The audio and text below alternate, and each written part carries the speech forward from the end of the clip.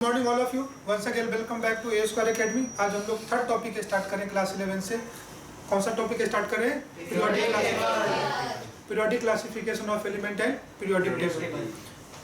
इससे पहले जस्ट हमने एटॉमिक स्ट्रक्चर कंप्लीट किया। एटॉमिक स्ट्रक्चर में हमने इलेक्ट्रॉनिक कॉन्फ़िगरेशन देखा है ना, जिसमें हम लोगों ने 4 क्वांटम नंबर की वैल्यू पढ़ी है। कौन कौन से? Principal quantum number, azimuthal quantum number, magnetic quantum number and spin quantum number. और यहीं से हम लोग periodic classification of element start करते हैं, जिसका बेस ही होगा हम लोग का इलेक्ट्रॉनिक कॉन्फ़िगरेशन। अब इलेक्ट्रॉनिक कॉन्फ़िगरेशन में टोटल 4 टाइप के ऑर्बिटल हमने पढ़ा था। कौन कौन सा? S, P, D and F। और उसी 4 ऑर्बिटल पे हम लोग पीरियोडिक टेबल को टोटल 4 ब्लॉक में क्लासीफाई करेंगे। S block, P block, D block and F block. फिर एक मन में क्वेश्चन आएगा कि बेसिकली पीरियोडिक टेबल में हम पढ़ते क्या है और पीरियोडिक टेबल है क्या। तो सब बच्चों को पता है, चूंकि ये क्लास 9th-10th का सिलेबस था, वहाँ पे भी हम लोग मेनली पीरियोडिक टेबल पढ़ते हैं, मॉडर्न पीरियोडिक टेबल पढ़ते हैं। तो पीरियोडिक टेबल में क्या होता है कि जितने भी नोन एलिमेंट है, अकॉर्डिंग टू देयर प्रॉपर्टी हम लोग उनको क्या करते हैं, सिस्टमेटिक मैनर में अरेंज करते हैं। जितने भी नोन एलिमेंट है, जैसे आज के टाइम में 118 से प्लस एलिमेंट नोन है, लेकिन जितने भी 118 एलिमेंट नोन है, उसमें ऐसा तो नहीं होगा ना कि हर एलिमेंट की प्रॉपर्टी अलग अलग होगी। ऐसा भी हो सकता है कि कुछ एलिमेंट की प्रॉपर्टी किसी अदर आइटम से क्या करें, मैच करें। जैसे मान लो कि अगर मैं पीरियोडिक टेबल में एक वर्ड बोलता हूँ एलिमेंट की प्रॉपर्टी में, मेटेलिक कैरेक्टर, तो ऐसा भी हो सकता है कि जितने भी 118 एलिमेंट है उसमें ऐसा तो नहीं कि हर अलग अलग मेटल होगा। जितने भी मेटल होंगे जनरली वो एक जैसे प्रॉपर्टी शो करेंगे, जिन प्रॉपर्टी को हम लोग क्या बोल सकते हैं, मेटेलिक कैरेक्टर। दूसरा एलिमेंट हो सकता है जो नॉन मेटेलिक नेचर्स का हो। जैसे मैं अगर एक प्रॉपर्टी लेता हूँ इलेक्ट्रिकल कंडक्टिविटी, तो जितने भी एलिमेंट है वो या तो इलेक्ट्रिकल कंडक्टिविटी शो करेंगे तो उसको कंडक्टर बोलेंगे, और जितने भी एलिमेंट है या तो वो इलेक्ट्रिकल कंडक्टिविटी शो नहीं करेंगे, जिसको क्या बोलेंगे, इंसुलेटर बोलेंगे। तो हम कंडक्टर और इंसुलेटर के बेसिस पे भी पीरियोडिक टेबल में जितने भी एलिमेंट है उसको 2 कैटेगरी में क्या कर सकते हैं, क्लासीफाई कर सकते हैं। जैसे मान लो कि कोई एलिमेंट है, उसका अगर मैग्नेटिक प्रॉपर्टी देखो तो या तो वो मैग्नेटिक फील्ड में अट्रैक्ट हो सकता है या मैग्नेटिक फील्ड में क्या हो सकता है, रिपेल हो सकता है। ये भी उसका एक मैग्नेटिक प्रॉपर्टी है, जो हम लोग इलेक्ट्रॉनिक कॉन्फ़िगरेशन लिखने के बाद number of unpaired electron count करते थे और उसके बेसिस पे बात करते थे कि कौन पैरामैग्नेटिक है और कौन डायामैग्नेटिक है। ये भी एक मैग्नेटिक बिहेवियर हुआ। तो पीरियोडिक टेबल में है क्या कि जितने भी नोन एलिमेंट है, सिमिलर प्रॉपर्टी के एलिमेंट को एक साथ हम लोग टेबुलर फॉर्म में अरेंज करते हैं in the group and period, that is called as periodic table. लेकिन ये भी बात सही है कि जब लोगों ने पीरियोडिक टेबल को बनाया होगा तो ऐसा तो नहीं होगा ना कि उस एलिमेंट में 118 के 18 एलिमेंट उस टाइम में नोन होंगे, क्योंकि एलिमेंट तो डे बाय डे जैसे साइंस डिस्कवर होता गया होगा, एलिमेंट वैसे क्या हुए होंगे, डिस्कवर हुए होंगे। इतनी तो समझते हैं। तो स्टार्टिंग में लोगों के पास 118 एलिमेंट थे भी नहीं, उतना नॉलेज नहीं था। आज हम लोग उस पीरियोडिक टेबल को पढ़ रहे हैं जहाँ पे लोगों ने ऑलरेडी उसको डिस्कवर किया है, उसको अरेंज कर दिया है एक टेबुलर फॉर्म में, सिस्टमेटिक फॉर्मेट में, ग्रुप एंड पीरियड में, जिसको हमको समझना है। लेकिन हम इस पीरियोडिक टेबल को स्टार्ट करते हैं तब जब लोगों ने एलिमेंट को सोचना शुरू किया होगा, एलिमेंट को क्लासीफाई करना शुरू किया होगा, और स्टार्टिंग में एलिमेंट 7 से 10 एलिमेंट ही होते हैं ना। तो अगर मैं तुमसे पूछूं व्हाट इज पीरियोडिक टेबल, तो तुम कहोगे अब तक जितने भी नॉन एलिमेंट है उसको हम लोग सिमिलर प्रॉपर्टी ऑफ एलिमेंट को एक साथ हम लोग किसी टेबुलर फॉर्म में जब अरेंज करते हैं, arrangement of known element according to their similar properties in group and period, that is called as periodic table. लेकिन स्टार्टिंग से बात करें तो स्टार्टिंग में 118 एलिमेंट नोन भी नहीं थे, ना उनकी प्रॉपर्टी नोन थी। पहले एलिमेंट डिस्कवर होता है, फिर लोग उसकी फिजिकल केमिकल प्रॉपर्टी को डिस्कवर करते हैं, और फिर धीरे धीरे उनके बारे में नॉलेज होता है, फिर हम लोग करते हैं। तो हम लोग क्या करते हैं, पीरियोडिक टेबल को इनिशियल अटेम्प्ट से स्टार्ट करते हैं कि सबसे पहले किसने पीरियोडिक टेबल पे काम किया था। आइए हम लोग एक एक करके स्टार्ट करते हैं व्हाट इज पीरियोडिक टेबल। तो पहला यही इंट्रोडक्शन कि पीरियोडिक टेबल है क्या। तो वही जो मैंने कहा, arrangement of known element according to their properties in such a way that element of similar property are grouped together। जो मैं बार बार ग्रुप एंड पीरियड बोलता हूँ, तो उसी को क्या बोलते हैं, पीरियोडिक टेबल। बोलो भाई ना। अब सबसे पहले एक साइंटिस्ट है जिनका नाम था लेवोसियर, जिनको हम लोग फादर ऑफ केमिस्ट्री भी बोलते हैं। सबसे पहले एक साइंटिस्ट है जिनका नाम क्या था, लेवोसियर, जिन्होंने तुमको मोल कॉन्सेप्ट में हम लोग क्या पढ़े थे, law of conservation of mass. Lavoisier ने वो दिया था कि during the course of chemical reaction matter can neither be created nor be destroyed, it can be converted from reactant to product. ये लेवोसियर ही था। बार बार जहाँ लेवोसियर आएगा तुम याद करना। तो लेवोसियर ने क्या किया था, सबसे पहले हम लोग डेवलपमेंट ऑफ पीरियोडिक टेबल की बात करते हैं, जहाँ पे देखते हैं कि लोगों ने कैसे पीरियोडिक टेबल को सोचा। तो लेवोसियर सबसे पहले वो साइंटिस्ट थे जिन्होंने क्लासिफिकेशन ऑफ एलिमेंट की बात की। जैसे जो बच्चे बायो के होंगे, तुम पढ़ते हो कि बायोलॉजिकल क्लासिफिकेशन, पहले 2 किंगडम क्लासिफिकेशन पढ़ते हो, फिर 3 किंगडम, फिर 4 किंगडम, फिर 5 किंगडम। क्यों क्लासिफिकेशन 2 to 5 किंगडम तक आया? तो सबसे पहले कभी भी क्लासिफिकेशन हम लोग करते हैं तो उसका कोई पर्पस होता है, उसका कोई नीड होता है, और उसके बेसिस पे हम लोग एलिमेंट को क्या करते हैं, क्लासीफाई करते हैं। क्लासिफिकेशन हमेशा एक बेसिस पे होता है। अब जितने बच्चे हैं उसको मैं 2 कैटेगरी में क्लासीफाई कर सकता हूँ। एक वो बच्चे जिन्होंने यूनिफॉर्म पहना है, एक वो बच्चे जो कैजुअल ड्रेस में कर सकते हैं। इस क्लासरूम के बच्चों को मैं 2 कैटेगरी में क्लासीफाई कर सकता हूँ, जेंडर वाइज कर सकता हूँ, गर्ल्स एक तरफ होंगे, बॉयज एक तरफ होंगे। इस क्लासरूम के बच्चों को मैं हाइट के बेसिस पे कर सकता हूँ कि किनका हाइट ज़्यादा है, किनका हाइट कम। हम लोग क्लासिफिकेशन जब भी करते हैं तो किसी न किसी बेसिस पे करते हैं। लेवोसियर पहले वो साइंटिस्ट थे जिन्होंने एलिमेंट को क्लासिफाई करने के बारे में सोचा तो सही, इसलिए हम लोग लेवोसियर को पढ़ते हैं। और उन्होंने क्या किया कि एलिमेंट को 2 कैटेगरी में क्लासीफाई किया, और वो 2 कैटेगरी था, एक को जो मेटेलिक कैरेक्टर थे और दूसरा क्या था, नॉन मेटेलिक। लेकिन जो क्लास 9th में अपन जानते हैं ना metallic and non metallic character, class 9th के बच्चों को मेटेलिक नॉन मेटेलिक का क्या मतलब पता होता है कि मेटल क्या होते हैं, कंडक्टर होते हैं, जनरली सॉलिड नेचर के होते हैं, उसको अगर आप क्लिक करो तो सोनरस साउंड करते हैं, डक्टाइल होते हैं, मेलेबल होते हैं। लेवोसियर ने ये कंडीशन नहीं लिया था। लेवोसियर ने 2 प्रॉपर्टी लिया था। एक प्रॉपर्टी लिया था इलेक्ट्रोपॉजिटिव कैरेक्टर, दूसरा प्रॉपर्टी लिया था इलेक्ट्रोनेगेटिव कैरेक्टर। अब क्या था वो प्रॉपर्टी, पहले मैं वो डिस्कस करता हूँ, फिर उसके बेसिस पे उन्होंने नाम दिया था कि वैसे एलिमेंट जिनकी टेंडेंसी होती है इलेक्ट्रॉन लूज करने की, जो बहुत कम एनर्जी पे इलेक्ट्रॉन को लूज कर दे, उसको क्या बोलते हैं, इलेक्ट्रोपॉजिटिव एलिमेंट। और जिनकी टेंडेंसी इलेक्ट्रॉन लूज करने की नहीं होती है उनको क्या बोलते हैं, इलेक्ट्रॉन नेगेटिव एलिमेंट, या उनकी इलेक्ट्रॉन गेन करने की टेंडेंसी ज़्यादा होती है। फिर उन्होंने कहा कि जो मेटल होंगे वो इलेक्ट्रोपॉजिटिव होंगे, जो नॉन मेटल होंगे वो क्या होंगे, इलेक्ट्रोनेगेटिव होंगे। अब इस चीज़ को हम इलेक्ट्रॉनिक कॉन्फ़िगरेशन से समझते हैं कि कौन इलेक्ट्रोपॉजिटिव हो सकता है और कौन इलेक्ट्रोनेगेटिव हो सकता है। मैं 2 एलिमेंट लेता हूँ, ध्यान देना। मैं एक एलिमेंट लेता हूँ, समझो, मैं लेता हूँ सोडियम एटॉमिक नंबर 11, फिर लेवोसियर क्लासिफिकेशन है।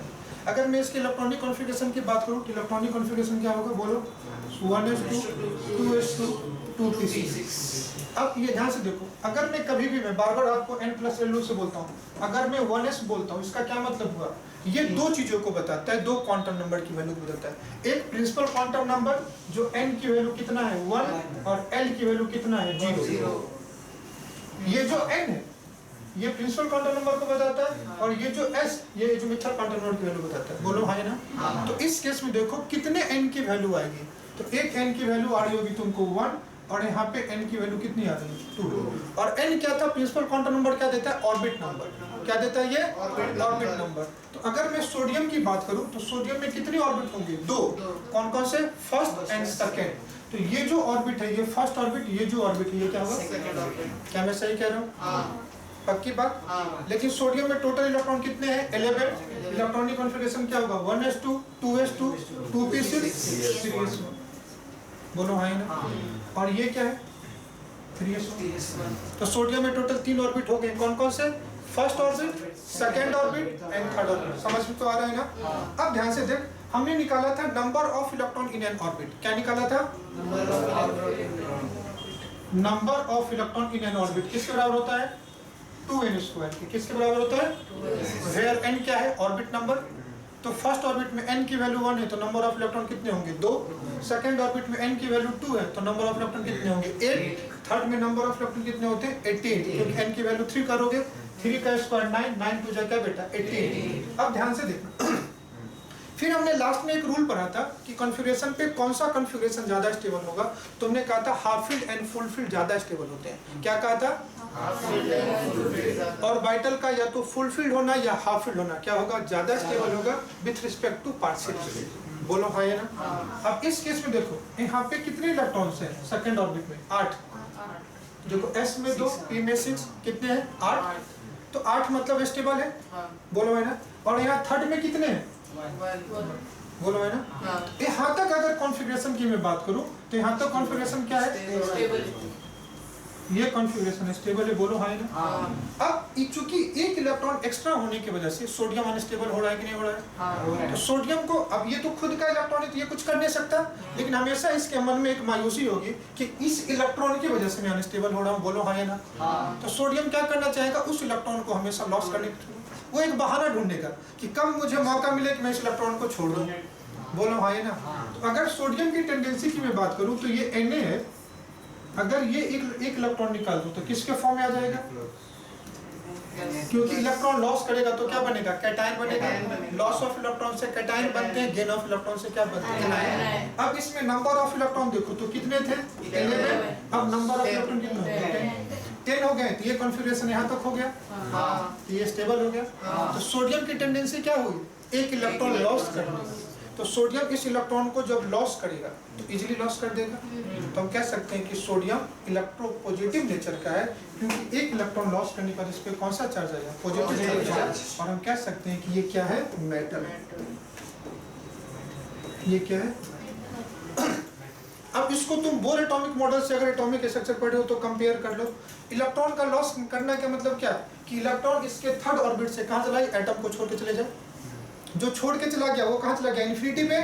तो थर्ड ऑर्बिट से इन्फिनिटी पे चला गया, तो N1 की वैल्यू कितनी हो गई? 3। N1 की वैल्यू कितनी हो गई? 3। अरे ये 3 से कहाँ जाएगा? इन्फिनिटी पे ना। और N2 की वैल्यू क्या हो जाएगी? इन्फिनिटी। और 3 और इन्फिनिटी का जो एनर्जी डिफरेंस होगा उतनी एनर्जी इसको चाहिए इलेक्ट्रॉन को लॉस करने के लिए। बोलो ना हाँ या ना? इन्फिनिटी पे एनर्जी जीरो होगी, थर्ड पे एनर्जी नॉन जीरो होगी, और 3 टू इन्फिनिटी जाने के लिए इलेक्ट्रॉन का क्या करेगा? ये 3 टू इन्फिनिटी जाने के लिए एनर्जी क्या करेगा? गेन करेगा। तो उतनी एनर्जी इनको देना पड़ेगा इलेक्ट्रॉन को बाहर निकालने के लिए। उस चीज़ को छोड़ो, यहाँ सिंपल समझो। एक चीज़ समझ में आना कि सोडियम की हमेशा टेंडेंसी होगी इलेक्ट्रॉन लॉस करके कैटायन बनाने की, इसलिए ये क्या होगा? इलेक्ट्रोपॉजिटिव नेचर का होगा, क्योंकि इसके इस आयन से ज़्यादा ये अनस्टेबल होगा। तो अगर मैं तुमसे पूछूं कौन ज़्यादा स्टेबल होगा? स्टेबिलिटी कंपेयर करो, स्टेबिलिटी। अब तुम बताओ Na ज़्यादा स्टेबल होगा या Na प्लस ज़्यादा स्टेबल होगा? Na प्लस की स्टेबिलिटी Na से ज़्यादा हो। बोलो हाँ। चलो एक और एग्जांपल लेता हूँ। लो मैं दूसरा एग्जांपल लेता हूँ, fluorine. Atomic number 9, electronic configuration बताओ। 1s2 2s2 2p5। अब इसके लिए n प्लस l की वैल्यू देख, n की कितनी वैल्यू होगी? तो 1s के लिए n की वैल्यू कितनी होगी? 1। 2s और 2p के n की वैल्यू कितनी होगी? 2। मतलब इसके पास 2 ही ऑर्बिट है, लेकिन सोडियम के पास 3 ऑर्बिट है। इलेक्ट्रॉन हमेशा कहाँ से लॉस हो रहा है? Outer most. अब इसमें सेकंड ऑर्बिट में नंबर ऑफ इलेक्ट्रॉन कितने हैं? 7 इलेक्ट्रॉन है ना। 2 इलेक्ट्रॉन है यहाँ, 5 इलेक्ट्रॉन है। 7 electron in outer most orbit. अरे 2 ऑर्बिट है तो बाहर वाला आउटर मोस्ट होगा ना।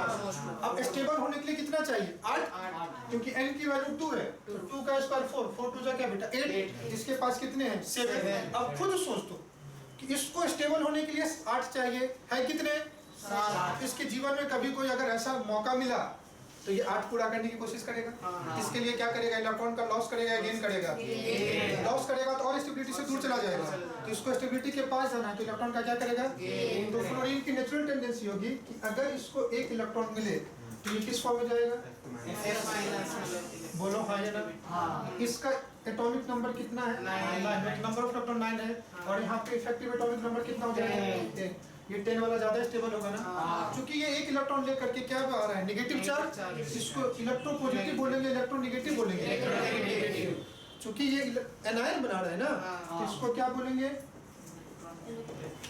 Electronegative element. बोलो है ना? तो ये क्या होगा? और ये मेटल है तो ये कैसा होगा? इलेक्ट्रोपॉजिटिव। बोलो हाँ या ना? तो लेवोसियर का मैंने पर्पस ही तुमको समझाया कि लेवोसियर जितने एलिमेंट नोट थे उनके टाइम में ऐसा कहा जाता है 7 से 10 ही एलिमेंट नोट थे। कितने एलिमेंट नोट थे? 7 to 10। उन्होंने उसी एलिमेंट को 2 कैटेगरी में क्लासिफाई किया। एक वो एलिमेंट जिनका इलेक्ट्रॉन लॉस करने की टेंडेंसी थी, दूसरा वो एलिमेंट जिसका इलेक्ट्रॉन गेन करने की टेंडेंसी। जिसका इलेक्ट्रॉन लॉस करने की टेंडेंसी थी उसको बोलते हैं इलेक्ट्रोपॉजिटिव, और जिसका इलेक्ट्रॉन गेन करने की टेंडेंसी उसको क्या बोलते हैं? और उन्होंने इलेक्ट्रोपॉजिटिव को क्या नाम दिया था? मेटल। और इलेक्ट्रोनेगेटिव को क्या नाम दिया था? Non metal. और उन्होंने अपने कैटेगरी में 2 ग्रुप में एलिमेंट को क्लासिफाई किया था। एक को उन्होंने नाम दिया था मेटल्स और दूसरे को क्या नाम देते हैं? अब देखो तुमको हर बात समझ में आ जाएगा, बोलो हाँ ना। ये जो है सोडियम 1 इलेक्ट्रॉन लॉस कर रहा है, मेटल हो गया। पोटेशियम 1 इलेक्ट्रॉन लॉस कर रहा है, मेटल जा रहा है। लॉस का मतलब दूर जा रहा है, दूर मतलब रिटर्न साइड या प्रोडक्ट साइड, प्रोडक्ट साइड। देखो अरे इससे दूर है ये इलेक्ट्रॉन, और ये मतलब इसके पास है ये इलेक्ट्रॉन। यहाँ पे देखो फ्लोरीन है, क्लोरीन इलेक्ट्रॉन क्या कर रहा है, ये कर रहा है। तो लेवोसियर पहले वो साइंटिस्ट थे जिन्होंने नोन एलिमेंट को 2 कैटेगरी में क्लासिफाई किया। एक को उन्होंने क्या नाम दिया, मेटल, दूसरे को क्या नाम दिया, नॉन मेटल। तुम्हारे मन में फिर एक समस्या आएगी, तुम्हारे मन में क्वेश्चन आना चाहिए, फिर दिक्कत क्या थी लेवोसियर क्लासिफिकेशन में। तो बाद में कुछ वैसे भी एलिमेंट आ जाते हैं जिनका कैरेक्टर मेटल जैसा भी होता है और नॉन मेटल जैसा होता है। तो लेवोसियर क्लासिफिकेशन में उस टाइप के एलिमेंट को मेटलॉइड्स बोलते हैं। क्या बोलते हैं?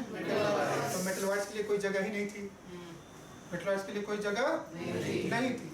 तो लेवोसियर क्लासिफिकेशन तब तक सही था जब तक लोगों को मेटलॉइड्स के बारे में पता नहीं था। जैसे ही लोगों को मेटलॉइड्स के बारे में पता चला, लेवोसियर क्लासिफिकेशन का ड्रॉबैक आ गया, क्योंकि मेटलॉइड्स के लिए कोई जगह नहीं। लेकिन लेवोसियर को तो क्रेडिट देना पड़ेगा ना कि कम से कम उन्होंने मतलब क्लासिफिकेशन के बारे में सोचा। क्या मेरी बात समझ में आ रही है? तो मैं तुमको देखो समझाने के लिए मैंने बहुत कुछ समझा दिया। टॉपिक पे बैक टू टॉपिक आते हैं। क्या पढ़ना था? Periodic table. पीरियोडिक टेबल मतलब जितने भी नोन एलिमेंट थे, इधर देखता रहा, जितने भी नोन एलिमेंट थे उनको according to their similar property हम लोग सिस्टमेटिक मैनर में अरेंज करते हैं। That systematic arrangement of known element according to their similar property is called as periodic table. क्या मैं समझा पा रहा हूँ? फिर सबसे पहला पीरियोडिक टेबल क्लासिफिकेशन किसने स्टार्ट किया था? लेवोसियर। लेवोसियर ने क्या कहा? एलिमेंट को 2 कैटेगरी में क्लासिफाई किया। एक को क्या नाम बोला? मेटल। दूसरे को क्या नाम बोला? Non metal. मेटल मतलब इलेक्ट्रोपॉजिटिव, मतलब इजीली इलेक्ट्रॉन दे दे। नॉन मेटल मतलब इलेक्ट्रॉन नेगेटिव, वो देगा नहीं देगा। एक इलेक्ट्रॉन देने वाला होगा, दूसरा इलेक्ट्रॉन लेने वाला होगा। लेकिन कुछ ऐसे एलिमेंट भी होते हैं ना तो वो देना चाहते ना तो वो लेना चाहते। आगे जाके देखेंगे केमिकल बॉन्डिंग में वो शेयर पेयर करते हैं। बोलो हाँ या ना? तो उनके लिए लेवोसियर क्लासिफिकेशन में कोई जगह नहीं थी, और यही लेवोसियर क्लासिफिकेशन का ड्रॉबैक था। कहानी को आगे बढ़ाएं। चलो नेक्स्ट क्लासिफिकेशन देखते हैं। फिर सेकंड लोग थे जिनका नाम था प्रॉस्ट। ये तो बहुत अजीब ही बात कही, तुम भी उस टाइम में होते तो तुम भी यही कहते। उन्होंने क्या किया कि जितने भी नॉन एलिमेंट थे ना उसके वेट को डिस्कवर किया। जितने भी नॉन एलिमेंट थे उसके वेट पे उन्होंने ध्यान दिया। अब तुम अपने मन में 2-4 एलिमेंट सोचो हल्के फुल्के, मतलब जो ये जानते हो, हाइड्रोजन वेट 1, हीलियम, लिथियम का वेट नहीं, 2 एटॉमिक नंबर हो गया बेटा, 4, लिथियम 7, कार्बन 12, नाइट्रोजन 14, ऑक्सीजन 16। जितने भी एलिमेंट तुम देखो सबका वेट इंटीजर में ही है। बोलो हाँ या ना? पक्की बात। अगर मैं इस क्लास में तुमसे बोलूं हाउ टू डिफाइन 5 kg, क्या बोलूं? How to define 5 kg। क्या जो अब तुम सोचने लग गए कि 5 kg को पहली बार तुमसे टीचर पूछ दिया 5 kg को कैसे डिफाइन करोगे? तो तुम कह सकते हो ना कि 5 kg is 5 times heavier than 1 kg। अरे जो भी इंटीजर है 1 के इंटीग्रल मल्टीपल ही होगा। बोलो है ना? How to define 10 metre? It is 10 times longer than 1 metre. तो उन्होंने इसी कॉन्सेप्ट को पकड़ लिया। उन्होंने देखा कि हाइड्रोजन का वेट 1 है और जितने भी नॉन एलिमेंट है उनका वेट भी इंटीजर में है, तो उसका वेट हाइड्रोजन के वेट के इंटीग्रल मल्टीपल होगा या नहीं होगा? और उन्होंने इसी बेसिस पे कह दिया कि जितने भी एलिमेंट है वो हाइड्रोजन से मिलकर बने हुए हैं, तभी उसका वेट हाइड्रोजन के वेट के इंटीग्रल मल्टीपल है। बोलो हाँ या ना? पक्की बात। जैसे मान लो तुमको 100 रुपये देने हैं, तो मैंने 10-10 के 10 कॉइन दे दिए, तो इसने क्या बोला कि तुम्हारे पास जितने पैसे होंगे 10 के इंटीग्रल मल्टीपल होंगे। बस इनका इसी पे कॉन्सेप्ट रहता है। इसलिए बोलते हैं ना हवा के झोंकों के जैसे इनकी हाइपोथेसिस आई और चली गई। अरे बहती हवा को रोक पाओगे क्या? इसलिए वो आई और चली गई। तुमको मोल कॉन्सेप्ट में तुमको मैंने बताया होगा क्लोरीन का वेट कितना होता है? 35.5। अब ध्यान से देखना, कभी भी एटॉमिक वेट की बात है, थोड़ा मोल भी रिवाइज करते चलते हैं। अगर मैं एटॉमिक वेट की बात करूं, किसकी बात करूं? Atomic weight. तो तुम कहोगे एटॉमिक वेट को सर आपने कहा था ए से रिप्रेजेंट करते हैं, ये नंबर ऑफ प्रोटॉन और न्यूट्रॉन होता है। क्या होता है? Number of proton and neutron. Number of proton and neutron. और तुम कहोगे सर आपने ही कहा था कि electron proton neutron fundamental particle होते हैं। कहीं भी कोई एटम में ऐसा नहीं होगा कि 2.5 प्रोटॉन होगा। अरे बोलो ना, ऐसा नहीं होगा कि 2.5 इलेक्ट्रॉन होगा, जब भी होगा तो 2 होगा या 3 होगा। किसी दुकानदार किसी शॉप में जाओ, मतलब किसी भी होटल में, और बोलोगे भैया 2.5 समोसा दो, या तो 2 लोग या 3 लोग, हाफ का कुछ मसला नहीं है। ऐसा कोई शॉप है जहाँ मिलता है? नहीं। तो जब भी जितने भी फंडामेंटल पार्टिकल होंगे वो हमेशा इंटीजर में होंगे, बोलो है ना। तो और जो एटॉमिक वेट होता है वो प्रोटॉन एंड न्यूट्रॉन के बराबर होता है, मतलब सम के बराबर होगा। तो फिर इसमें 35.5 कैसे हो सकता है? तो मैंने तुमको बताया था, कभी भी अगर एलिमेंट का वेट फ्रैक्शन में आ जाए, इसका मतलब वो वेट नहीं है, इसका मतलब वो उसका एवरेज एटॉमिक वेट है। इसका मतलब ये भी एक हुआ कि वो एलिमेंट एक से ज्यादा आइसोटोपिक फॉर्म में होंगे। वो एलिमेंट एक से ज्यादा बोलो है ना। एसी चल रहा है, कुछ बच्चों को नींद भी आ रही है। इसका ये जो है, ये कौन सा है? एवरेज एटॉमिक मास है। और ये तब पॉसिबल हो सकता है जब एलिमेंट किस फॉर्म में हो? आइसोटोपिक फॉर्म में। और क्लोरीन के 2 आइसोटोप्स होते हैं, 35 और 37, और उनके परसेंटेज अवेलेबिलिटी पे इसका जो वेट आता है वो फ्रैक्शन में आता है। 3 प्रॉस्ट की बात तो खत्म हो गई ना। अब इसमें हाइड्रोजन ऐसा थोड़ी होगा ना 35.5 होगा। तो देखो प्रॉस्ट यही कहते हैं, he simply assumed that all elements are made up of hydrogen, so we can say कि atomic weight of element is integral multiple of weight of hydrogen। क्या इसका तुमको लगता है रिलेटिव में कोई अस्तित्व है क्या? नहीं है। इसके पीछे एक और बड़ा लॉजिक है जो तुम इनके थ्योरी को तुम डिनाई कर सकते हो। पूछो क्या? हाइड्रोजन ऐसा एक एलिमेंट है जिनका एटॉमिक नंबर 1 है, एटॉमिक वेट क्या है? 1। हाइड्रोजन एकलौता ऐसा एलिमेंट है जिनमें न्यूट्रॉन नहीं होता। ये इसका क्या है? जेड। और ये इसका क्या है? जेड मतलब एटॉमिक नंबर, मतलब नंबर ऑफ प्रोटॉन। तो इस केस में नंबर ऑफ प्रोटॉन कितने हो गए? ए कितना है? 1। मतलब एटॉमिक वेट कितना है? 1। पक्की बात। तो नंबर ऑफ न्यूट्रॉन कितना होता है? ए माइनस जेड। तो 1 माइनस 1 कितना? 0। क्योंकि एटम न्यूट्रॉन है तो जितने प्रोटॉन होंगे उतने ही कितने होंगे? इलेक्ट्रॉन। तो हाइड्रोजन में तो न्यूट्रॉन है ही नहीं, लेकिन हाइड्रोजन के अलावा सारे एलिमेंट में न्यूट्रॉन है। तो ये बात यहाँ से भी क्या हो गई? गलत हो गई। लेकिन तो भी उन्होंने अब समझाने की कोशिश की। लोगों को नॉलेज नहीं था, लोगों ने इनकी बातों को बोलो है ना।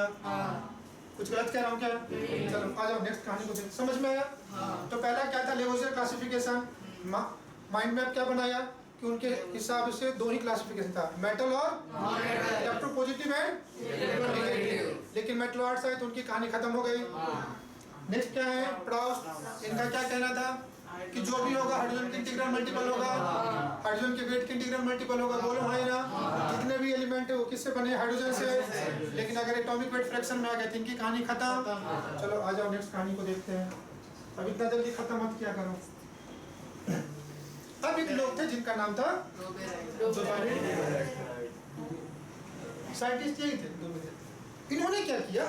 सिमिलर प्रॉपर्टी के 3 लोगों को एक साथ लाया। अब यहाँ पे लोग क्या हो गए? एटम। इन्होंने क्या किया? हर वो 3 एलिमेंट को इकट्ठा किया जिनकी प्रॉपर्टी एक जैसी थी। डोमेन ट्राइब में तुमको 2 ही चीजें याद रखनी है। हर वो एलिमेंट को इकट्ठा किया उन्होंने जिनकी प्रॉपर्टी। तो फिर तुम्हारे मन में एक क्वेश्चन आ जाए, कौन सी प्रॉपर्टी की बात कर रहे हो? तो डोबेरियर ने केमिकल प्रॉपर्टी को लिया था। कौन सा प्रॉपर्टी को लिया था? केमिकल प्रॉपर्टी को लिया था। और दूसरा इन्होंने क्या देखा कि जब भी उन्होंने ग्रुप ऑफ 3 एलिमेंट लिया ना, तो फिर किसी को फर्स्ट, सेकंड एंड थर्ड देना पड़ेगा ना।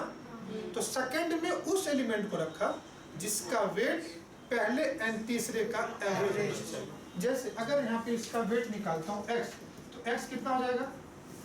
7 + 39/2। एवरेज ही निकालते ना, तो कितना हो जाएगा? 46/2 कितना? 23। और ये 23 है।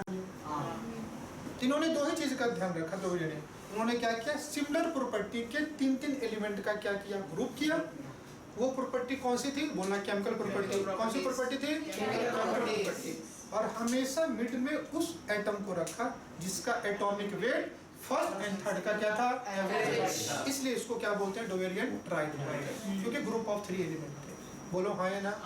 तो अब कई बार तुमसे क्वेश्चन ये भी आते हैं कि अब which of the following are Dobereiner triad? या 3 डोबेरियन ट्राइड होगा, उसमें से कोई डोबेरियन ट्राइड नहीं होगा। तो अकॉर्डिंग टू एनसीईआरटी तुम 2-3 एग्जांपल याद रखना। पहला लिथियम, सोडियम एंड पोटेशियम। तीसरा दे देता हूँ कैल्शियम, रुबिडियम एंड सीजियम। बाकी तो इस पे कई सारे एग्जांपल है। Calcium, strontium and barium. कौन सा है? Calcium, strontium and barium. नहीं है तो बेटा लिख लेना, lithium, sodium and potassium, potassium, rubidium and caesium. Phosphorus, arsenic and bismuth. Phosphorus, arsenic and bismuth, नहीं sorry antimony. Phosphorus, arsenic and antimony. Sulphur, silicon and tellurium. Sulphur, silicon and tellurium. Hydrogen, fluorine and chlorine. Chlorine, bromine and iodine. सिर्फ मैं कहता हूँ तुम 2-3 याद रखना। कौन कौन सा फिर बता देता हूँ। पहला तो lithium, sodium and potassium. Calcium, strontium and beryllium. Potassium, rubidium and caesium. मैं टिक भी कर देता हूँ, तुम अगर ये तीनों याद रखते हो इससे ज्यादा तुमको याद रखने की जरूरत नहीं है। बस डोबेरियन ट्राइड क्या था सिंपल समझ लेना। इन्होंने ग्रुप ऑफ 3 एलिमेंट को एक साथ रखा था। Group of 3 element having similar chemical property, और मिडिल में उस एलिमेंट को रखा था जिसका एटॉमिक वेट एवरेज था फर्स्ट एंड क्या मैं समझ पा रहा हूँ। फिर तुम कहोगे सर इसका ड्रॉबैक क्या हुआ। पूछो क्यों ड्रॉबैक आप बार बार बोलते हो। क्योंकि सब बच्चों को पता है कि लास्ट में तुमको मॉडर्न पीरियोडिक टेबल पढ़ना है। लास्ट में तुमको क्या करना है। उससे पहले जितने लोगों ने पीरियोडिक टेबल में अपना नॉलेज शेयर किया होगा कहीं ना कहीं उनका कुछ तो ड्रॉबैक रहा होगा ना। क्या मैं सही कह रहा हूँ। अब तक हम लोग मॉडर्न आए नहीं है, मॉडर्न फाइनल डेस्टिनेशन है। उससे पहले क्या आ जाएगा मैंडलीफ। तो मैंडलीफ से पहले जितने लोग भी रहे होंगे उनकी बात कुछ ना कुछ अधूरी ही रह गई होगी ना। समझ में आ रहा है। तो इनकी बात क्या अधूरी रह गई थी कि जैसे ही कुछ एलिमेंट तक तो डोबेरियन ट्राइड फॉलो कर रहे थे, लेकिन जैसे ही और एलिमेंट हैवियर एलिमेंट डिस्कवर होते गए डोबेरियन ट्राइड फॉलो नहीं हो रहे थे। समझ में आया। नेक्स्ट देखते हैं। नेक्स्ट आता है न्यूलैंड ऑक्टेव। साइंटिस्ट यही है। जैसे इससे पहले साइंटिस्ट क्या थे डोबेरियन, लेकिन उन्होंने 3 एलिमेंट को एक साथ रखा तो इसलिए क्या बोलते थे ट्राइड। इन्होंने कितने को रखा 8। अब इन्होंने क्या किया कि एलिमेंट को इंक्रीजिंग ऑर्डर में अरेंज किया। एलिमेंट को क्या किया इंक्रीजिंग ऑर्डर में अरेंज किया, और इन्होंने ये देखा कि हर एलिमेंट जो एक दूसरे से 8th पोजीशन पे 8वें नंबर पे जो भी एटम आ रहा है उसकी प्रॉपर्टी हमेशा फर्स्ट से मैच करती है। और लोगों को समझाने के लिए कहा कि just like a musical note सा रे गा मा पा धा नि सा है ना। तो अगर तुम देखो सा रे गा मा पा धा नि सा नंबरिंग कर दो तो 1 2 3 4 5 6 7 और 8। अब देखो 8 पे क्या है सा, और यहाँ पे फर्स्ट पे क्या है सा। दैट मींस ये जो 8वां एलिमेंट होगा इसकी प्रॉपर्टी किससे मैच कर जाएगी फर्स्ट। तो जो 9th होगा उसकी प्रॉपर्टी सेकंड, जो 10th होगा उसकी प्रॉपर्टी थर्ड। हर 8वां एलिमेंट एक दूसरे से सिमिलर प्रॉपर्टी क्या कर रहा था शो कर रहा था। तो टोटल ग्रुप कितने हो गए 7 ही हो गए, क्योंकि 8वां तो फर्स्ट पे आ जाएगा। इन्होंने यही किया। He arranged the element in the increasing order of their atomic mass. अब न्यूलैंड के लिए सबसे पहला की पॉइंट क्या है ध्यान से देखना कि अब तक कोई लोगों ने ना पीरियोडिक क्लासिफिकेशन ऑफ एलिमेंट में ना एटॉमिक नंबर या एटॉमिक वेट को प्रायोरिटी नहीं दिया था। सब बच्चा 9th में पढ़ा होगा कि जो मेंडल पीरियोडिक टेबल था फेल इसलिए हुआ क्योंकि उन्होंने इंक्रीजिंग एटॉमिक वेट को लिया था। लेकिन modern periodic table increasing atomic number पे, मॉडर्न पीरियोडिक टेबल किस पे इंक्रीजिंग एटॉमिक नंबर पे। तो न्यूलैंड पहले वो साइंटिस्ट थे ना जो पीरियोडिक क्लासिफिकेशन में एटॉमिक मास को लेकर के आए। किसको लेकर के आए एटॉमिक मास। एलिमेंट को हमेशा इंक्रीजिंग एटॉमिक मास में उन्होंने क्या किया अरेंज किया, और ऑब्जर्व क्या किया observe that property of every 8 element was similar to the first element like a musical note. जब मैं तुमको सारे गामा पाठने से दिखाया तब की बात। अब इसमें एग्जांपल देख लो, जैसे ये देखो ये फर्स्ट है, ये सेकंड है, ये थर्ड है, ये फोर्थ, ये 5 है, ये 6th है, और ये क्या जाएगा 7। और यहाँ पे जो 8th एलिमेंट होगा having similar property to first, तो टोटल 7 है। बोलो हाँ। अब एलिमेंट को ध्यान से देखो, lithium, beryllium, boron, carbon, nitrogen, oxygen, fluorine. Fluorine के बाद क्या आ रहा था सोडियम।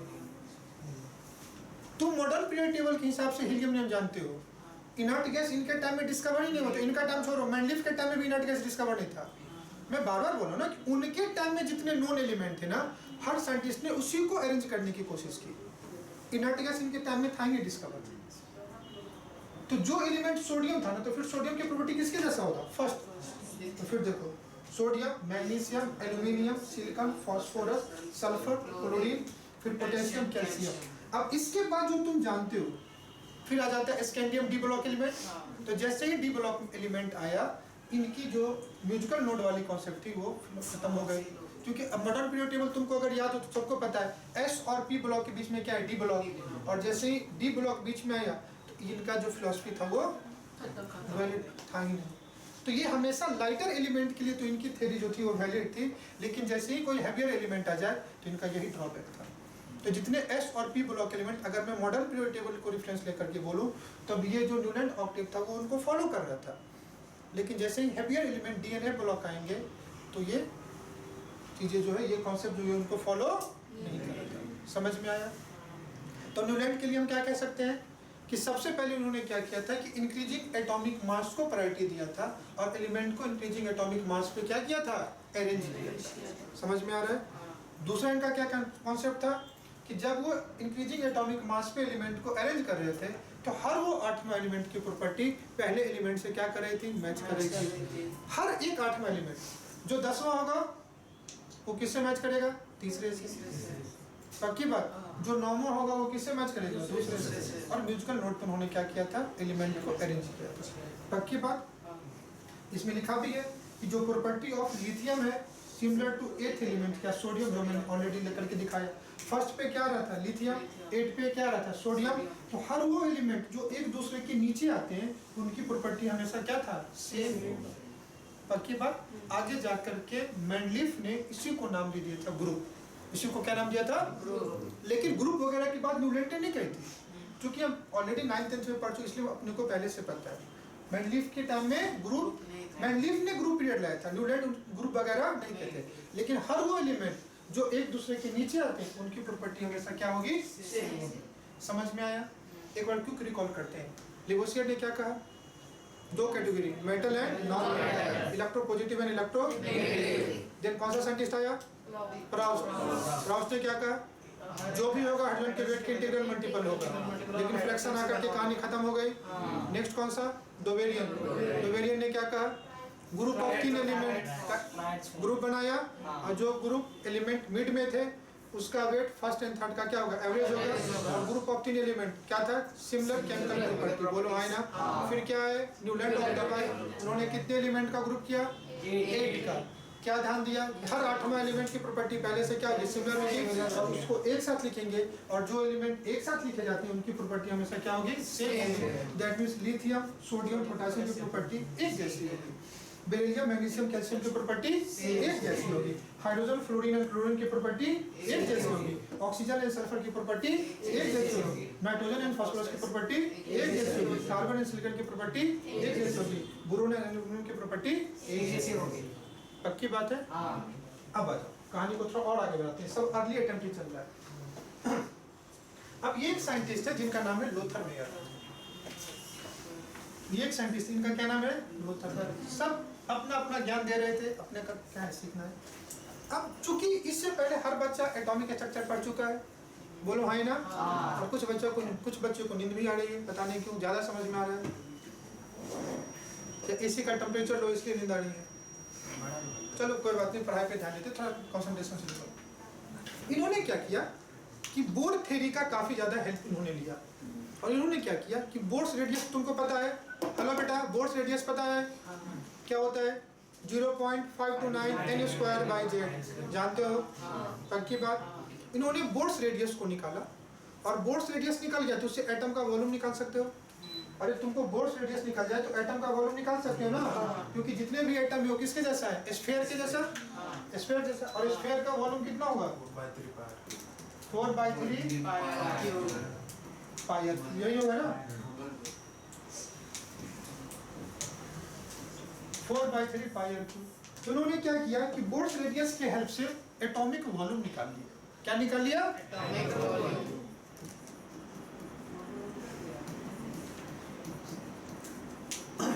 और उन्होंने एक ग्राफ प्लॉट किया, किसके किसके बीच में, तो एटॉमिक वॉल्यूम के बीच में एंड एटॉमिक मास के।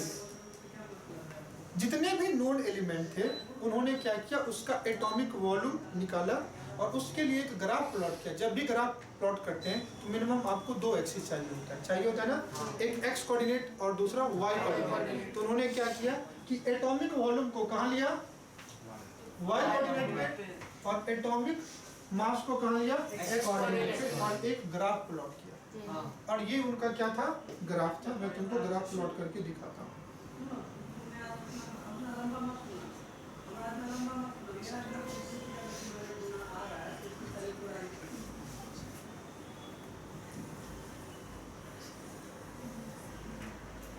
ये उनका ग्राफ था। जब उन्होंने एटॉमिक वॉल्यूम और एटॉमिक मास के बीच में ग्राफ प्लॉट किया तो उन्होंने एक चीज ऑब्जर्व क्या किया कि हर वो एलिमेंट जिनकी प्रॉपर्टी एक जैसी है उस ग्राफ पे सिमिलर पोजीशन ऑक्युपाई करते हैं। मैं क्या बोल रहा हूँ बार बार, उन्होंने क्या देखा कि हर वो एलिमेंट जिनकी प्रॉपर्टी सिमिलर प्रॉपर्टी है वो ग्राफ पे हमेशा सेम पोजीशन ऑक्युपाई करेगा। सबसे पहले मैं तुमको क्लियर कर देता हूँ कि सेम पोजीशन होगा क्या क्या। ध्यान से देखो सेम पोजीशन क्या क्या हो सकता है।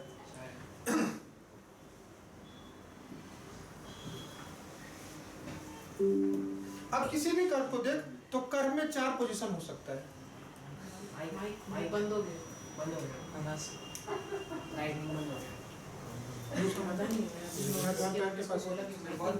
प्रॉपर्टी के एलिमेंट ग्राफ पे सेम पोजीशन ऑक्युपाई करेंगे। तुम्हें समझ में तो आनी चाहिए ना कि ग्राफ पे पोजीशन क्या क्या हो सकता है। तो कभी भी तुम किसी ग्राफ का देख तो एक ग्राफ का होता है सबसे पीक पॉइंट, किसी भी ग्राफ को देख तो ये ग्राफ का पीक पॉइंट होगा, इसका यहाँ पीक पॉइंट है, इसका यहाँ पीक पॉइंट है, इसका यहाँ पीक पॉइंट है। इसको हम लोग बोलते हैं मैक्सिमा ऑफ ग्राफ। क्या बोलते हैं, तुम कभी भी कोई ग्राफ प्लॉटेड है उसमें बोलता हूँ मैक्सिमा कौन कौन से तुम बता दोगे। तो एक ग्राफ का होता है मैक्सिमा। दूसरा ये जो पॉइंट है इसको बोलते हैं ग्राफ का मिनिमम। ये ग्राफ का मिनिमा है, मतलब मिनिमम पोजीशन है। कैसे ही कह रहा हूँ।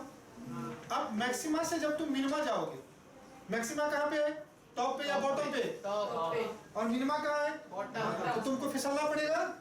उसको असेंडिंग बोलते हैं, डिसेंडिंग बोलते हैं। एक ग्राफ का डिसेंडिंग पोर्शन होता है, और तुम अगर मिनिमा से मैक्सिमम जाते हो तो एक ग्राफ का क्या होगा, तो किसी भी कर्व में टोटल 4 पोजीशन होंगे। कौन कौन से, maxima of the curve, minima of the curve, ascending part और डिसेंडिंग पार्ट। लोथरमेयर ने क्या किया कि एटॉमिक रेडियस के हेल्प से उन्होंने क्या किया, एटॉमिक वॉल्यूम निकाला और atomic volume and atomic mass के बीच में ग्राफ प्लॉट किया।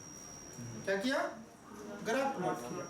और जितने भी नोन एलिमेंट थे ना सबका atomic volume versus atomic mass निकाल के देखा कि किसकी वैल्यू क्या आ रही थी, और उन्होंने कुछ पोजीशन दिए थे कुछ एलिमेंट के।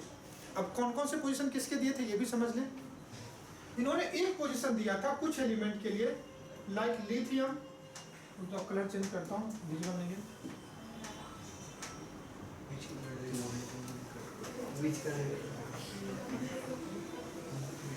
Lithium, sodium, potassium, rubidium.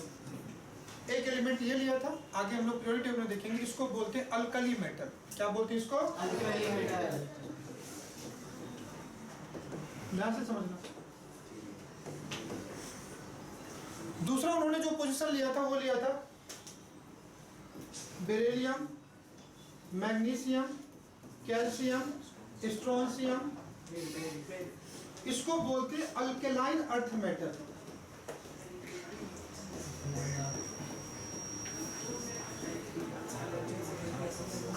जिसको शॉर्ट में बोलते हैं EEM।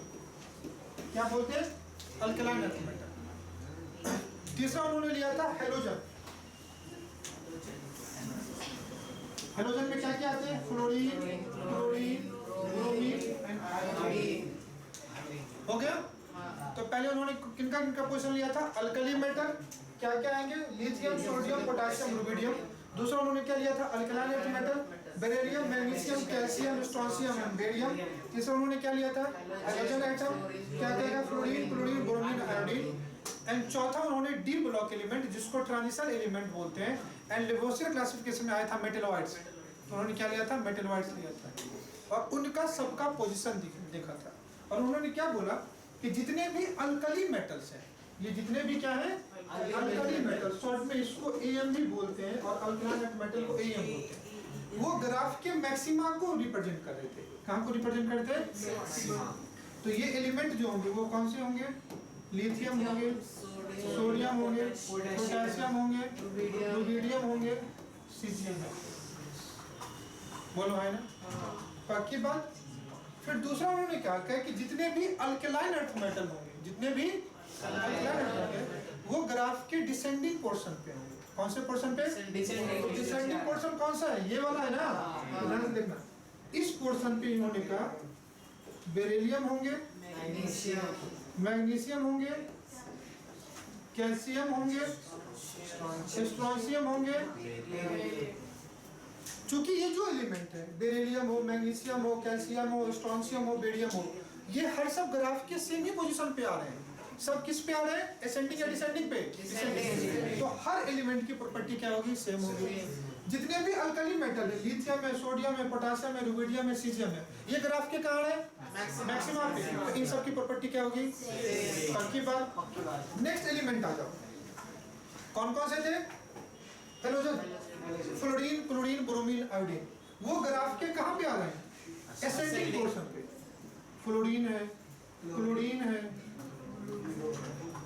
ब्रोमीन है, आयोडीन। बोलो हाँ है ना? तो अब कौन सा पोजीशन बच गया? देखो मैक्सिमम पे आ चुका है, ग्राफ के पीक पे, डिसेंडिंग पार्ट पे आ गया है। मैक्सिमम पे क्या आया? Alkali metal. डिसेंडिंग पार्ट पे क्या गया? Alkaline earth metal. Ascending part पे क्या गया? हेलोजन। तो बचा क्या? ग्राफ का मिनिमा। और उस मिनिमा पे आते हैं डी ब्लॉक के एलिमेंट, ट्रांजिशन मेटल या मेटलोइड्स। क्या क्या आते हैं? Transition metal and metalloids. अब आ जाओ, तुमको लोथर मेयर का लिखा देता हूँ, ध्यान से देखना। सबसे पहले लोथर मेयर ने क्या किया? ग्राफ प्लॉट किया किसके बीच में? Atomic weight and atomic volume के लिए, डिफरेंट एलिमेंट के लिए। पक्की बात। दूसरा उन्होंने क्या कहा? ध्यान से देखना। In following observation can be made कर मोस्ट इलेक्ट्रोपॉजिटिव एलिमेंट, जो अल्कली मेटल है, ध्यान से देखो ये कहाँ रहा है? देखो पीक पोजीशन, जो ऑलरेडी हम देख चुके हैं। दूसरा है लेस इलेक्ट्रोपॉजिटिव एलिमेंट, जो क्या है? Alkaline earth metal. कौन कौन से? Beryllium, magnesium, calcium, strontium. कहाँ रहा है? डिसेंडिंग पार्ट पे। ऑलरेडी ग्राफ पे देख चुके हैं। क्योंकि हर एलिमेंट सेम पोजीशन पे आ रहे हैं, तो प्रॉपर्टी भी क्या होगी? सेम। तीसरा देख, जितने भी मेटलोइड्स हैं, अब मेटलोइड्स एक साथ में तुमको सारे एग्जांपल भी दे दिया हूं। कौन कौन से है? ऐसा silicon, G, germanium, AS, arsenic, SB, antimony, T, tellurium, PO, polonium, AT, astatine. पूरे पीरियोडिक टेबल में पी ब्लॉक में सारे के सारे मेटलोइड्स हैं, और इसका नाम यही तुम आज से याद ही रखना, इतने ही मेटलोइड्स हैं। कौन कौन से हैं? सिलिकॉन है, जर्मेनियम है, आर्सेनिक है, एंटीमनी है, टेलुरियम है, पोलोनियम है एंड अर्टेनाइट है। एक बार फिर से बोल दे, कौन कौन सा है? Silicon, germanium, arsenic, antimony, tellurium, polonium and astatine. And जितने भी ट्रांजिशन मेटल है, ये तुमको आगे पीरियोडिक टेबल में समझ में आएगा। Transition metal basically D block element को बोलते हैं, ये हेवियर मेटल होते हैं। ये कहाँ है? Bottom part of the curve पे। ये कर्व के किस पोर्शन पे है? Bottom part. बॉटम पार्ट मतलब कहाँ पे? जिसको हम लोग मिनिमा बोलते हैं ये। तो ये जो कर्व है, यहाँ पे क्या आ जाएगा? तुम कहोगे या तो मेटलोइड्स आएगा, और क्या आ जाएगा? टीएम मतलब ट्रांजिशन मेटल, एएम मतलब अल्कली मेटल, एएम मतलब अल्कलाइन अर्थ मेटल। समझ में आया? इस पार्ट पे आएगा। मोस्ट इलेक्ट्रोनेगेटिव एलिमेंट, जिसको हेलोजन बोलते हैं, fluorine, chlorine, bromine, iodine, occupy कहाँ जाएगा? Ascending portion of the curve. पक्की बात। एंड लोथर मेयर का की पॉइंट क्या था? कि एलिमेंट अगर सिमिलर प्रॉपर्टी है तो कर्व पे सिमिलर पोजीशन क्या करेगा? ऑक्युपाई करेगा। यही है similar element having similar property can occupy similar position on the curve. ये तुम्हारे पीवाईक्यू प्रीवियस एग्जाम में पूछा हुआ क्वेश्चन है। प्रीवियस क्वेश्चन था कि लोथर मेयर कर्व का समरी क्या था? तो एलिमेंट का अगर सिमिलर प्रॉपर्टी है तो ग्राफ पे क्या करेंगे? सिमिलर पोजीशन को ऑक्युपाई करेंगे। समझ में आ गया नटसेल में लोथर मेयर कर्व क्या था? लोथर मेयर ने क्लासिफिकेशन किसके बेसिस पे की थी?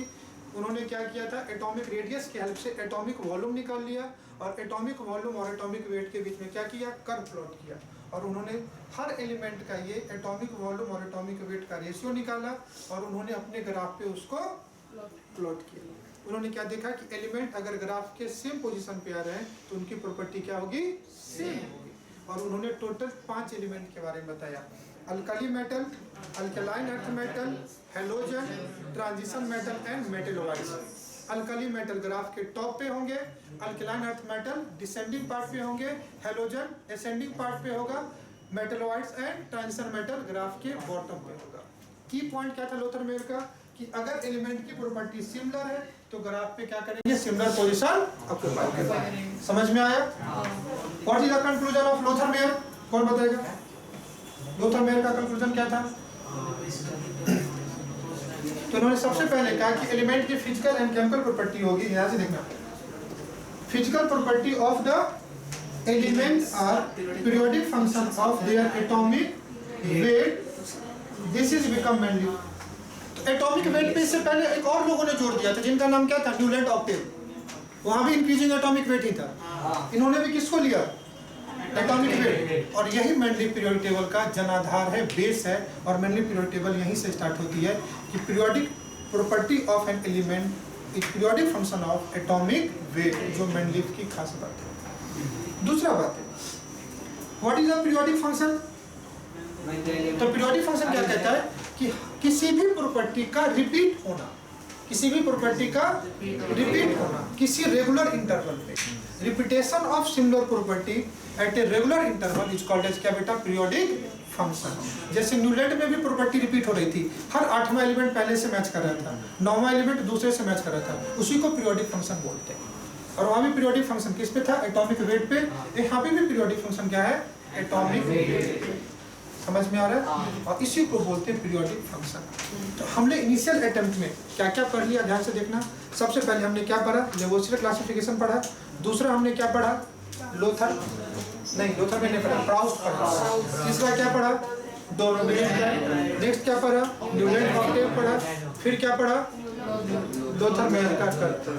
क्या समझ में आया? अब नेक्स्ट बारी किसकी आ जाएगी, मेनली पीरियोडिक। नेक्स्ट बारी किसकी आएगी, मेनली पीरियोडिक टेबल के लिए। और मेनली पीरियोडिक टेबल के लिए यहीं से एक बेस मिल गया कि जो लोथर मेयर के कर्व में पीरियोडिक फंक्शन एटॉमिक वेट पे डिपेंड कर रहा था, मैनलिफ ने भी अपनी कहानी एटॉमिक वेट से की। पक्की बात? तो कल के क्लास में हम लोग स्टार्ट करेंगे मेनली पीरियोडिक टेबल से। आज की कहानी यहीं तक। लेक्चर ध्यान से समझ के ध्यान से नोट्स बनाना और इतना आप रिविजन करते हैं। Okay, thank you, thanks for today.